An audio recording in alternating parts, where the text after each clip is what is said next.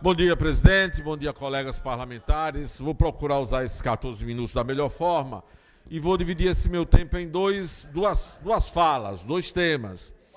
O primeiro deles, de novo, é para dialogar com o vereador Camilo. Fizemos isso ontem, vou hoje de novo dialogar com ele, porque eu queria fazer uma lembrança aqui importante, Camilo, diante do que você trouxe aqui para a reflexão em relação à realidade do quadro do Magistério Público Estadual, que eu integro com muita honra há 37 anos. É que nós tivemos uma luta árdua lá no começo desse século. Em 2001, nós conseguimos a aprovação do plano de carreira. Eu era presidente do Sintese naquela época, e nós conseguimos escrever no plano de carreira algumas coisas muito importantes. Digo isso com muito orgulho, porque foi fruto de muita luta da categoria, eu estava à frente dessa luta. Tem muita coisa de plumo escrito naquele momento. E para esse debate que você trouxe hoje, eu queria lembrar aqui que o Plano de Carreira e Remuneração do Magistério, que é uma lei que está em plena vigência, estabelece o seguinte, veja só, no artigo 3º dessa lei, mais precisamente no parágrafo 3º dela, tem a seguinte observação. Observação não, definição, né? Comprovada a existência de vagas nas escolas em quantidade superior a 5% do quadro de pessoal ativo do Magistério Público Estadual e verificada a indisponibilidade de candidatos aprovados em concursos anteriores com prazo de validade não expirado, a Secretaria da Educação deve realizar concurso público para preenchimento das mesmas pelo menos de 4 em 4 anos. Está na lei.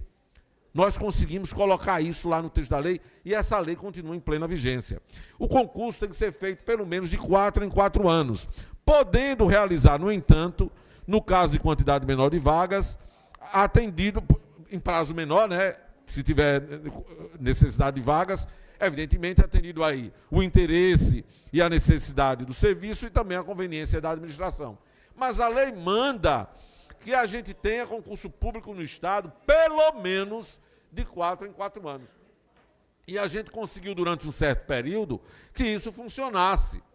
Não sem tentativas do poder instituído de usar mecanismos e subterfúgios para usar do apadrinhamento. A gente enfrentou aqui as cooperativas da vida, né? Mas nós conseguíamos que, e aí o Ministério Público sempre foi um escudeiro que nos ajudou bastante nessa tarefa de fazer valer o que a lei determina, mas isso virou texto morto. Porque, como você bem disse, já são 13 anos sem que nós tenhamos um concurso público. Em bom momento, o governador sinaliza para a realização do concurso público, contudo, nós temos, de fato, um conjunto de vagas muito grande. Dados oficiais dão conta, você fez referência aqui, de que nesse intervalo de tempo, desde que não há concurso, nós tivemos 2.100 aposentadorias. Esses dados são de 2023. Veja, não estão aqui as aposentadorias de 2024.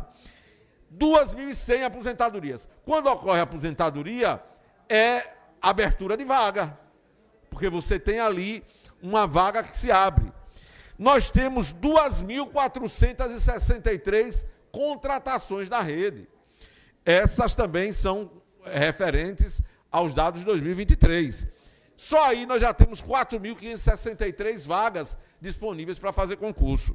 E estão fora disso ainda os 117 cedidos, os 796 professores que estão nas atividades meio, na Secretaria da Educação e nos órgãos da Secretaria, e mais 1.024 professores que estão ocupando o cargo de diretor, coordenador e secretaria.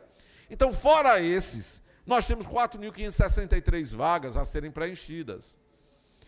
O Instituto do Concurso Público, como regra para ingresso na carreira do Magistério Público, é instituído como obrigatoriedade constitucional, na LDB, na legislação estadual que trata da nossa carreira, tanto o Estatuto do Magistério como o Plano de Carreira, e ele tem que ser realizado pelo menos de 4 em 4 anos para não gerar essa deformação que nós temos acompanhado.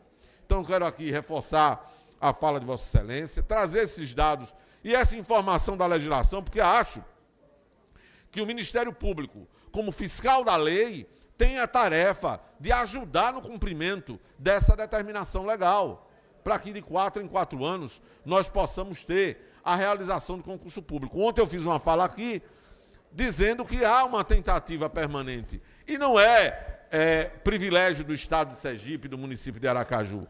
É uma tentativa que a gente acompanha no Brasil, em cada vez mais nós irmos descredenciando a regra do concurso público para ingresso nas carreiras públicas e fortalecendo mecanismos que não são a regra, são as exceções. Porque, por exemplo, é possível ter uma contratação temporária? Nós sabemos que é. Pegar o caso do magistério. Há professores que se afastam temporariamente para gozar uma licença prevista na legislação para tratamento de saúde, a licença prêmio, que eles só concedem quando a gente vai se aposentar. Eu mesmo estou com 37 anos de magistério, agora que estou gozando minha licença prêmio. Então, há a possibilidade de você ter contratação para esses casos muito específicos e que tem que estar muito bem definidos. Mas para a manutenção cotidiana do ano letivo, não é admissível que a regra não seja a do concurso público. E nós precisamos continuar insistindo nisso. E ao realizar o concurso, é necessário que o chamamento dos concursados seja prioridade, que é o caso de Aracaju, que os professores estão reivindicando, os concursados, e com razão. Eu ontem disse aqui, eu assisti, li no Diário Oficial, inclusive está de forma organizada, isso é ponto positivo para a Secretaria Municipal de Educação, foi publicado de forma organizada, o chamamento à convocação de novos professores selecionados a partir de processo seletivo simplificado. Está lá o nome do professor que está sendo convocado e ao lado o nome do professor ou da professora que ele vai substituir. Mas acontece, Camilo, e é bom que a administração compreenda isso, que nós temos já na rede um grande número de professores atuando através do processo seletivo simplificado. Nós temos os professores concursados. O que é que tem que acontecer? Os concursados têm que ir ocupar o lugar dos professores que estão contratados temporariamente e esses que já estão na rede é que devem ir ocupar essas vagas que estão surgindo para situações temporárias. É um professor que vai para uma secretaria de escola, que vai para a direção de uma escola. Então, é preciso levar a sério o Instituto do Concurso Público. Concurso é condição sine qua non, inclusive, para que os servidores possam cumprir sua tarefa sem a pecha da perseguição política.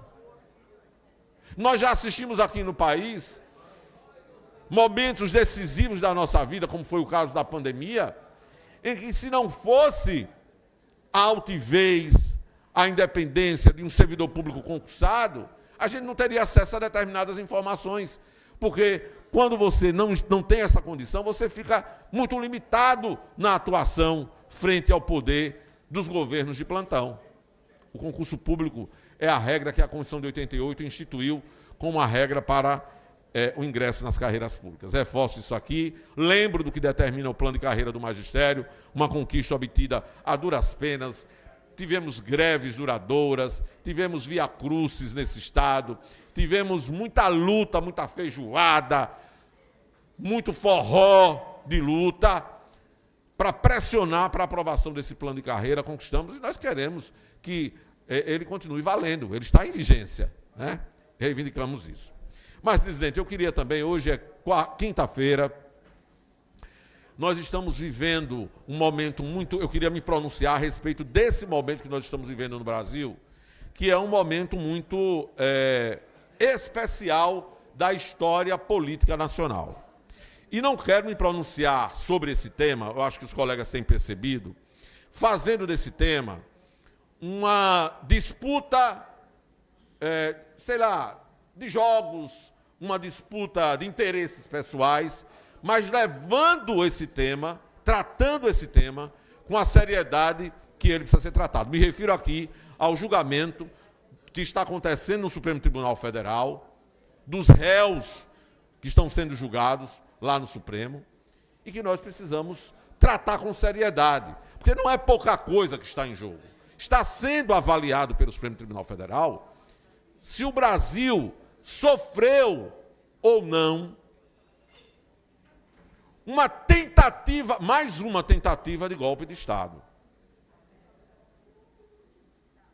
Eu sou professor de História e vou falar como professor de História e dizer, e quem duvidar disso, vá aos anais da história, pesquise. A história do nosso país, ela é encravada de exemplos e de momentos de golpes. Não só a história da República é cheia disso, mas desde o Império. O golpe no Brasil não é uma exceção no funcionamento da política. O golpe tem sido regra. Exceção são os momentos de funcionamento democrático no nosso país. Essa tem sido a exceção. Infelizmente. E nós estamos agora julgando réus que foram colocados para avaliação do Supremo Tribunal Federal sobre suas tratativas, suas ações, suas tentativas, para derrubar as regras de funcionamento da democracia brasileira. Isso é muito sério. E temos que tratar com seriedade. Quero dizer que fiquei ontem analisando o voto do ministro, que já foi comemorado aqui hoje, né, por alguns colegas, do ministro Fux, e quero tratar com seriedade o voto dele. Porque numa democracia verdadeira, a gente respeita, pode discordar. Eu sou daqueles que têm discordâncias com o funcionamento do judiciário brasileiro. Defendo, inclusive, que nós precisávamos ter uma reforma do Poder Judiciário. Mas nós precisamos respeitar as instituições. E quem compõe essas instituições? O ministro Luiz Fux deu seu voto. O voto dele é uma demonstração cabal de que aquele discurso forçado de que o Brasil vive uma ditadura da toga, o Brasil vive uma ditadura do judiciário, não se sustenta. Assisti ao voto do Flávio Dino, assisti ao voto do Alexandre de Moraes, vou assistir ao voto da Carmen Lúcia, vou assistir aos demais votos que faltam, para ter o meu juízo de valor. Agora, eu quero aqui chamar a atenção de uma coisa. Caiu por terra a tese da ditadura da toga. Tem ministro que pensa diferente, expressa seu pensamento. Agora, numa democracia, não é o pensamento de um ou de outro que prevalece. A regra do jogo é a maioria que define. Se couber qualquer tipo de recurso de interposição, tem que se garantir o espaço para isso.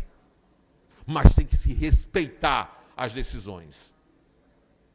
E se tiver como provar, como se provar em outros casos, que é uma armação do judiciário, porque acontece também, já ficou provado. Se tiver como provar, provem. Eu estarei dizendo que aquilo tem que ser corrigido. Agora, tem que se submeter, sim, às regras da Constituição, às regras da democracia, às regras do funcionamento do judiciário. Por quê? Porque sem isso é a barbárie. Se houver condenação, e é o que nós estamos acompanhando, já tem um que foi condenado. Aliás, quero também aqui fazer crítica ao voto do ministro Fux, que condena os pequenos e preserva os grandes, porque usou a regra da condenação para mais de 400, condenou um dos que estão fazendo parte disso, e há uma contradição profunda nisso. Agora, nós temos que respeitar a decisão. Se houver condenação, é para fazer o que determina a legislação. E eu defendo que quem luta para derrubar a democracia tem que ir para o ostracismo, em respeito à democracia desse país, que é sempre muito frágil.